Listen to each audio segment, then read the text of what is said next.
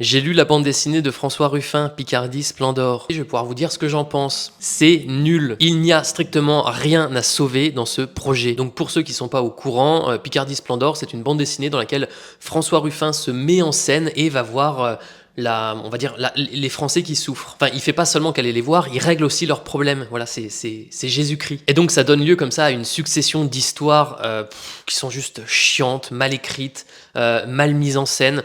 Il y a aucune cohérence graphique en plus dans cette bande dessinée parce qu'à chaque fois on fait appel à des dessinateurs différents. Bref, vraiment c'est nul. Mais j'ai quand même envie de revenir sur mes séquences préférées. D'abord la séquence dans le train. Alors c'est peut-être celle qui a fait le plus parler, mais en fait la séquence dans le train, on a François Ruffin voilà qui est dans un TGV et il y a des contrôleurs SNCF qui viennent contrôler une femme noire et il se trouve que cette femme, eh bien son ticket n'est pas valide. Donc les contrôleurs lui demandent de régler la différence plus les frais de, je sais pas comment ça s'appelle, mais les frais liés, je sais pas, c'est peut-être une amende ou un truc comme ça. Et il y en a pour 1 euro de différence avec son billet plus 10 euros de frais. Donc en gros il y a 11 euros à payer. Et la femme elle veut pas payer et François Ruffin il intervient, il explique mais qu'est-ce que c'est que ce cirque, etc.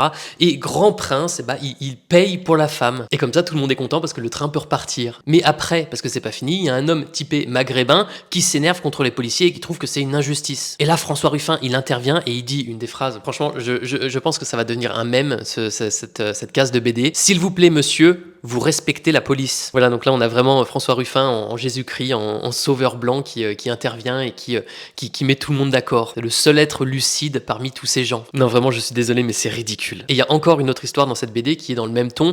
En fait, ce qui s'est passé, c'est qu'il y a des femmes voilées qui ont voulu rentrer dans un bar, passer commande et le restaurateur en fait il a pas voulu les recevoir. Donc elles se disent c'est du racisme et puis au final l'histoire monte jusqu'à la mairie et François Ruffin il entend parler de ça et il intervient pour aider en fait au dialogue. Donc il veut aider à une réconciliation entre ces femmes voilées et le restaurateur. Et on apprend qu'en fait le restaurateur non il était pas raciste, en fait il avait une bonne excuse de pas pouvoir les recevoir. Et d'ailleurs il peut pas être raciste puisque comme il explique sa femme est marocaine. Et à la fin tout le monde est content et tout le monde se réconcilie et ils vont manger des gaufres ensemble. Non je suis désolé mais c'est absolument ridicule. Alors le truc c'est que ces histoires sont apparemment tirées d'histoires vraies mais elles sont romancées, c'est-à-dire que par exemple dans le train quand François Ruffin il paye le billet de la dame, en fait dans l'histoire, la vraie, il a effectivement vu cette scène mais c'est pas lui qui a payé le ticket, c'est un autre homme qui a payé le ticket et lui apparemment il l'a juste remboursé plus tard. Mais quoi qu'il en soit, pour en revenir à cette histoire là des femmes voilées avec le restaurateur, putain mais en fait c'est un truc, ça a ni queue ni tête, on comprend pas où tu veux en venir parce que